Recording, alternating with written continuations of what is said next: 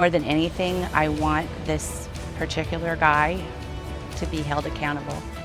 Coming up on Daybreak, first, the arson suspect in court. The man accused of starting the park fire appears for a second time before a judge this week, this time with fire victims in the courtroom. We were there. Plus, we have no reportable loss of life. The lining as crews continue to assess the massive wave of destruction caused by the park fire. How firefighters are making gains on containment. And later, you always hope that we're going to have, a season without this.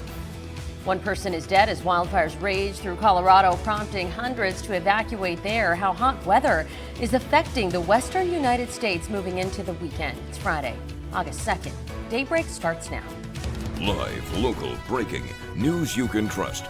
This is the North State's News, Daybreak.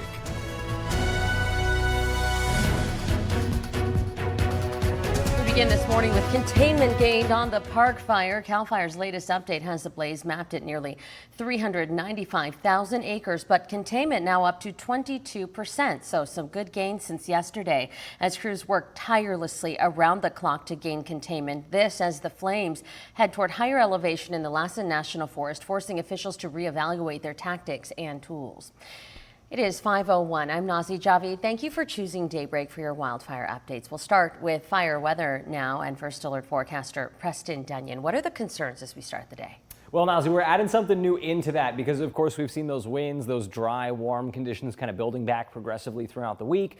Now, today, we add in that scary wrinkle that we get in the summer. That's that thunderstorm potential with maybe some dry lightning. So we'll talk more about that in great detail later on, but I want to talk about where things stand this morning. Again, still no hot spots on that southern 1/3, almost 1/2 of the fire, including that whole Butte County portion of Highway 32. That's been a huge, huge step by firefighters, and it's amazing they were able to hold that line, so we appreciate everything they did in that department. Moving a little further north, this is that project that they're still watching and working on closely, is that continued effort to get some containment here between 32 and 36. Now, the good part is we haven't seen any further jumping over 36 to the north, nor 32 to the south. So things have been staying in that wedge, but we have seen that fire progress fairly significantly throughout the past 24 hours in this area, in this wooded, heavy fuel load, very difficult to access terrain. That's that whole area. And unfortunately, there is still a lot of hot spots out there. You see those in red. And again, there's some kind of creeping through. This is running its way over kind of the Mill Creek Rim. That's kind of one of those landmarks there, that kind of higher spot, a bit of a ridge in that area. We've got some creek basins that it's kind of running its way through. And so the terrain helps the fire. The winds have helped the fire. All of that has played it to the fire's hand rather than the firefighters. So we're hopeful that they can get in there. But again, this is a very difficult window to kind of get containment on, so we'll keep a close eye on that. North flank of the fire, all quiet still. We shift you to the west flank of the fire, still seeing nothing out there either. So that's good. A lot less hot spots than we were seeing at the beginning of the week. We will take all the progress that we can get. Again, as Nazi mentioned, that containment up a little bit. When we talk about winds, we're still seeing that same flow out there. A little bit weaker today. Here's 130. You're seeing those south winds throughout the valley, turning southwesterly as they move into the higher elevations where we're concerned about the park fire. Out at the coast, you've got north winds as well. Nobody really seeing anything too terribly gusty out there today. You may look towards Modoc County for some of the strongest gusts, and even those just topping out a little bit above 20 miles an hour. Thank you so much, Preston. And the man accused of causing the 5th largest wildfire in California history was back in court yesterday. The judge decided to continue the arraignment of the arson suspect, Ronnie Dean Stout II, in connection with the park fire, but this time with fire victims watching in the courtroom. Armana Sadek has the latest. 42-year-old Ronnie Dean Stout II, appearing before a judge again Thursday afternoon. Stout, in handcuffs, is accused of starting the park fire. The judge agreeing to continue his arraignment to August 22nd, giving his public defender more time to review the case reports before officially entering a plea. Our motto here in this county is land of natural wealth and beauty. This is taking away wealth, it's taking away beauty. The lawyers wish to know enough about the case that they can appropriately and with knowledge of the case tell their client what their choices are. Stout is charged with willful and malicious arson, which differs from reckless arson. Prosecutors need to prove that he purposefully pushed his car down a hill after it caught fire.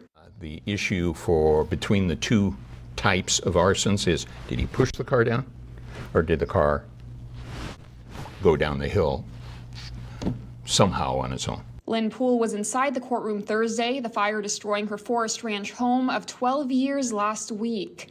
we could see the fire coming down into our canyon. So we pretty much knew that wasn't a good thing to see. She says she's attending court proceedings just so she's informed. More than anything, I want this particular guy to be held accountable because he has changed so many lives, and it's not getting any better. I mean, I want to know what it's going to take, because what he did was really stupid. And the DA, Mike Ramsey, says Stout was intoxicated at the time of arrest. He has 2 prior charges of robbery and child molestation. So if convicted under California's 3 strikes law, he'd get 25 years to life if convicted. He'll be back in court August 22nd. And we have a look at CAL FIRE's Park Fire Structure Status Map. Officials say inspection teams have nearly completed their damage assessment reports. According to their latest update, 540 structures across Butte and Tehama counties have been destroyed, and another 50 have been damaged. But despite the amount of destruction left behind by the park fire, there have been no reported deaths as a result of it, for which Tehama County Sheriff Dave Kane praised the Northstate. All of you, law enforcement included, and the fire service and the community should be commended, because as we stand here today, we have no reportable loss of life. That's an amazing feat, and I'm very happy to be part of it.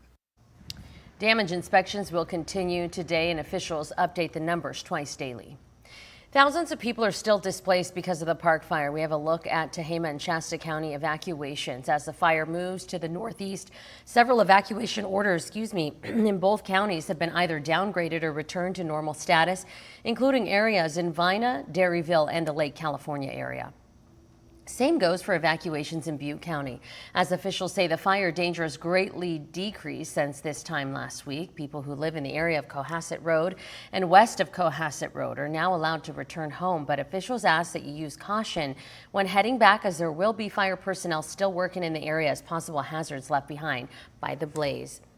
The Northstate is coming together to help out the hundreds of animals also displaced by the park fire. Many local shelters are packed full with pets from the park fire, some even having to call in reinforcements from the Bay Area to take some of the adoptable animals to make room for more pet evacuees. That's why local organizations like Buster's Paw Prints in Tehama County are also stepping up to help. We are here to help your pets. I know sometimes people in a disaster are hesitant to turn their pet over to someone for fear that they may not get their pet back. We're here for reunification. We can't wait to get your pet back home with you. If you do bring your pet to us, we invite you to come by, walk your dogs. We have several families who come by every single day to walk their dogs or just play with the cats. Little Bo Peep Doggy Daycare in Redding is another local business helping out animals displaced or missing because of the park fire by working alongside the Red Cross. We also have a link on our website for Butte County residents who might be missing a pet, where you can search for them or submit a notice that they are missing. All right, it is 5:08 coming up on Daybreak. Speculation about who might be vice president for Kamala Harris's running mate as Donald Trump's VP pick defends the former president's words. That's next in Your Voice, Your Vote.